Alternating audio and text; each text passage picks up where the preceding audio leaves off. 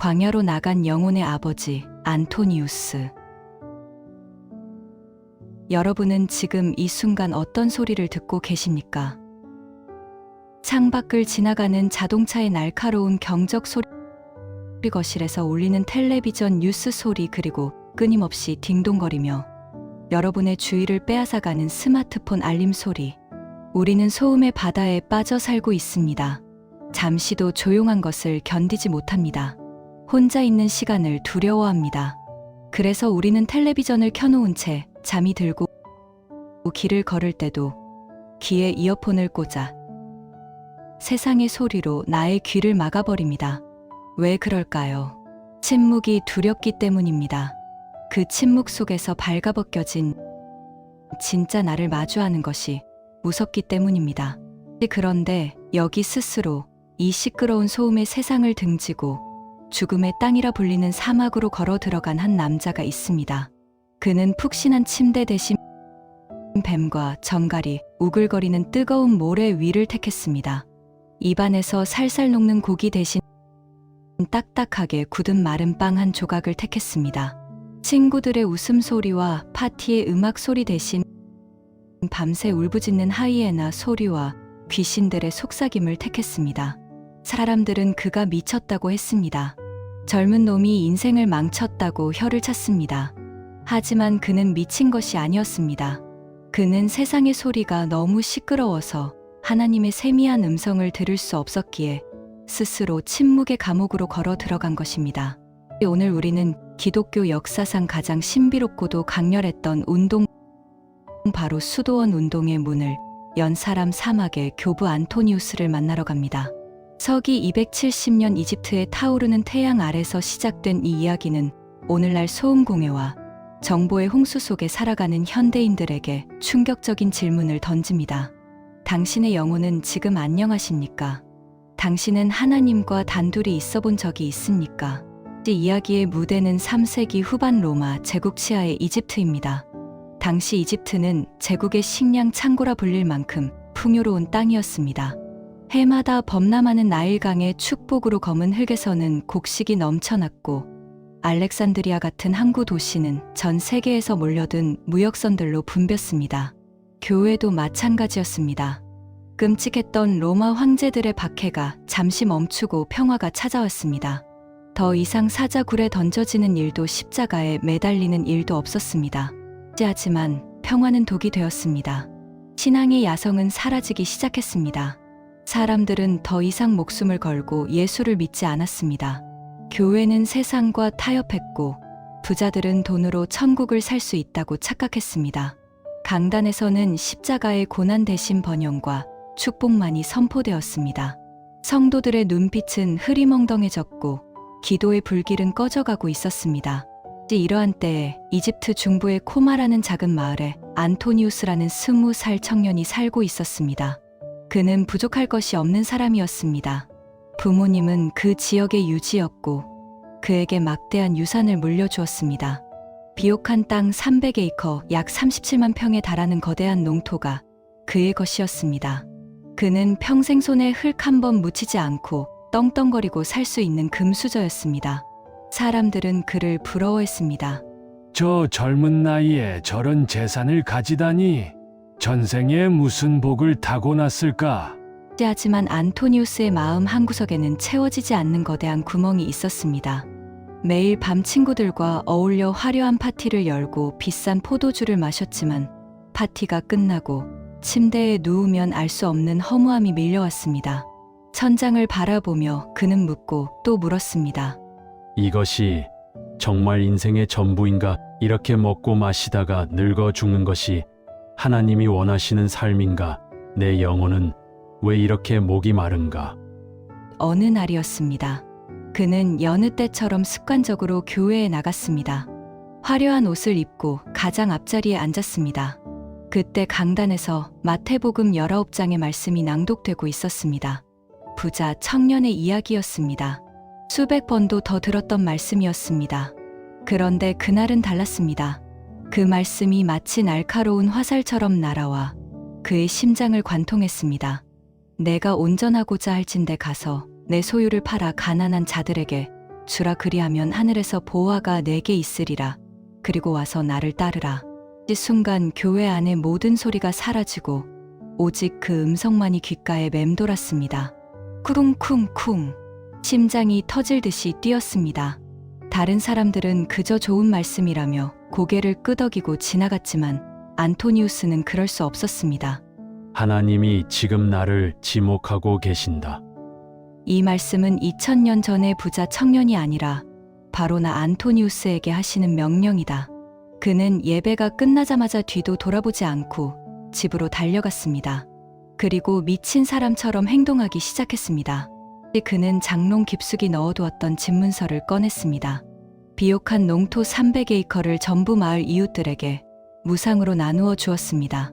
창고를 활짝 열어 가구와 보석들을 팔았습니다.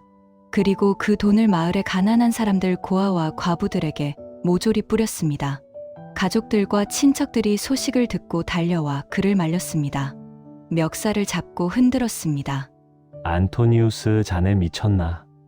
귀신이 들려도 단단히 들렸군.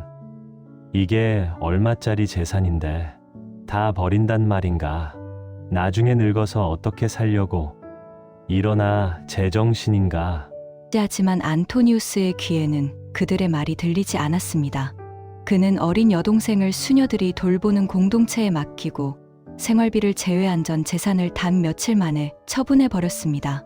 그의 손에는 낡은 성경책 한 권과 입고 있는 옷 한 벌, 그리고 지팡이 하나만 남았습니다. 그는 빈털터리가 되었지만 그의 얼굴은 그 어느 때보다 환하게 빛나고 있었습니다.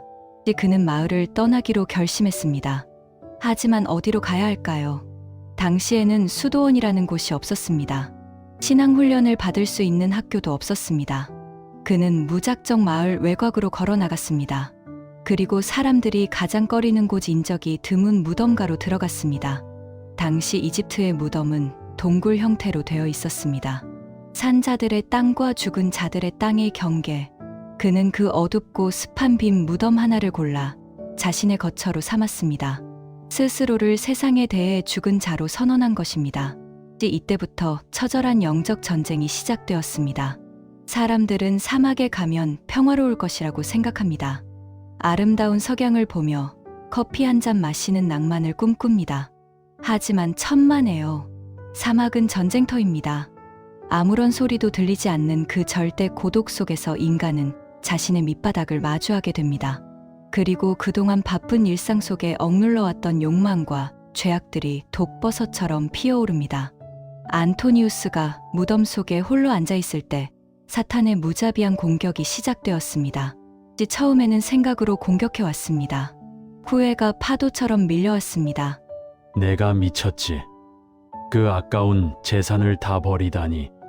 지금이라도 돌아가면 다시 시작할 수 있지 않을까. 따뜻한 침대가 그립다. 맛있는 고기와 포도주가 먹고 싶다. 아름다운 여인들의 웃음소리가 그립다. 과거의 기억들이 화려한 영상처럼 그의 머릿속을 파고들었습니다. 고독은 그에게 독이 되는 것 같았습니다. 그는 머리를 쥐어뜯으며 괴로워했습니다. 하지만 안토니우스가 기도로 그 생각들을 물리치자 사탄은 전술을 바꿨습니다. 이번에는 시각적인 환영으로 나타났습니다. 캄캄한 동굴 속에서 음란한 여인의 형상이 나타나 춤을 추며 그를 유혹했습니다. 때로는 금덩어리가 발에 채일 정도로 굴러다니는 환상이 보였습니다. 안토니우스는 눈을 질끈 감고 소리쳤습니다. 예수의 이름으로 명하노니 물러가라. 그는 자신의 몸을 학대하다시피 금식하며 정욕과 싸웠습니다. 배고픔의 고통으로 정욕을 잊으려 했습니다. 그러자 사탄은 마지막 수단으로 물리적인 공포를 사용했습니다. 어느 날 밤 무덤 속이 갑자기 시끄러워졌습니다. 동굴 밖에서 사자, 곰, 표범, 뱀, 정갈 같은 맹수들이 떼를 지어 들이닥치는 소리가 들렸습니다. 으르렁거리는 소리, 쉬쉬거리는 소리가 귓가를 때렸습니다. 안토니우스가 눈을 뜨자 끔찍한 형상의 괴물들이 그를 둘러싸고 있었습니다. 그것들은 환상이 아니었습니다. 실제로 안토니우스의 몸을 물어뜯고 발톱으로 핥히었습니다. 안토니우스는 비명을 지르며 쓰러졌습니다. 그는 기절할 정도로 맞았고 온몸은 피투성이가 되었습니다. 그는 숨이 넘어가는 순간에도 하늘을 향해 원망 섞인 기도를 올렸습니다. 주여 어디 계십니까? 제가 이토록 고통당할 때 왜 저를 돕지 않으십니까? 제가 주님을 위해 모든 것을 버렸는데 왜 저를 이 지옥에 버려두십니까? 그때였습니다. 무덤에 갈라진 천장 틈으로 한 줄기 빛이 쏟아져 내려왔습니다. 그리고 세상에서 들어본 적 없는 부드러운 음성이 들렸습니다. 안토니우스야, 나는 여기 있었다. 나는 도망가지 않았다. 내가 싸우는 모습을 처음부터 지켜보고 있었다. 내가 물러서지 않고 끝까지 견뎠으니 이제 내가 너를 도울 것이다. 그리고 내 이름을 온 세상에 알리리라. 그 빛과 함께 괴물들은 연기처럼 사라졌고 안토니우스의 찢어진 상처는 씻은 듯이 나았습니다. 그는 다시 일어섰습니다. 그리고 더 깊은 곳으로 들어가기로 결심했습니다. 사람이 있는 곳에서는 완전히 하나님께 집중할 수 없다고 판단한 것입니다. 그는 나일강을 건너 동쪽 사막 깊은 곳 피스피르라는 산으로 들어갔습니다.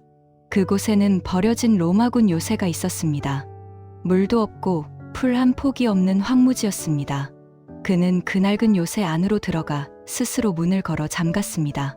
그리고 무려 20년 동안 그 문을 열지 않았습니다. 여러분은 상상이 가십니까? 스마트폰 없이 하루도 살기 힘든 우리가 20년 동안 사람 그림자도 보지 않고 대화 한마디 하지 않고 오직 벽만 보고 산다는 것을요. 친구들이 1년에 두어 번 찾아와 담장 너머로 딱딱한 빵을 던져주었습니다. 그게 전부였습니다. 안토니우스는 그 요새 안에서 무엇을 했을까요? 그는 침묵을 배웠습니다. 처음에는 외로움에 몸부림쳤지만 시간이 지날수록 그는 침묵 속에서 하나님의 언어를 배웠습니다. 바람 소리에서 하나님의 숨결을 느꼈고 굴러다니는 모래 아래서 우주의 섭리를 보았습니다. 그는 더 이상 혼자가 아니었습니다. 그는 천사들과 대화했고 하나님과 깊은 교제를 나누었습니다. 요새 밖의 사람들은 궁금해 미칠 지경이었습니다. 저 안에 사람이 살고 있기는 한 건가? 벌써 죽어서 뼈만 남은 것 아닐까? 아니면 미쳐서 짐승처럼 변했을까? 소문은 꼬리에 꼬리를 물고 이집트 전역으로 퍼졌습니다. 그리고 20년이 지난 어느 날 사람들이 호기심을 참지 못하고 요새의 문을 부수고 들어갔습니다. 그들은 끔찍한 몰골의 노인이나 정신이 나간 미치광이를 예상했습니다. 그러나 문이 열리고 걸어 나온 안토니우스의 모습은 사람들을 충격에 빠뜨렸습니다. 그는 20년 전 들어갈 때와 똑같이 건강했습니다. 살이 찌지도 않았고 마르지도 않았습니다. 영양실조의 흔적도 없었습니다. 무엇보다 그의 얼굴에서는 이 세상의 것이 아닌 듯한 평안과 빛이 뿜어져 나오고 있었습니다. 오랜 고독과 금식으로 피폐해진 모습이 아니었습니다. 그는 마치 에덴 동산을 거닐다 나온 사람처럼 맑고 투명했습니다. 그의 눈빛은 깊은 호수처럼 고요했고 그의 말 한마디 한마디에는 영적인 권위가 실려 있었습니다. 그가 입을 열자 기적이 일어났습니다. 그가 손을 얹고 기도하자 병든 자들이 나았습니다.